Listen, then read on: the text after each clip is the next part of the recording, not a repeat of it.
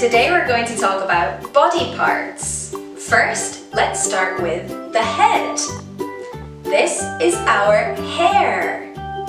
Hair. These are our eyes. Eyes. This is our nose. Nose. This is our mouth. Mouth. These are our ears. Ears. This is our neck. Neck. These are our shoulders. Shoulders.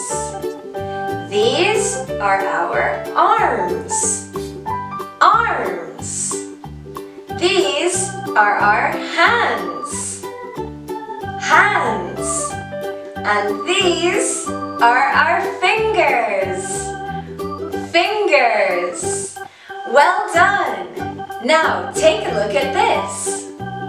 These are our legs. Legs. These are our knees. Knees. These are our feet.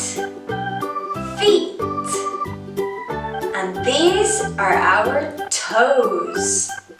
Toes. Fantastic! You're doing a great job. Today we learned about body parts. Can you touch your nose?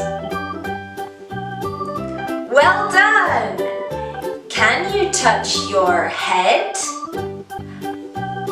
Well done! Can you touch your arms? Well done! Can you touch your legs? Well done! See you next class!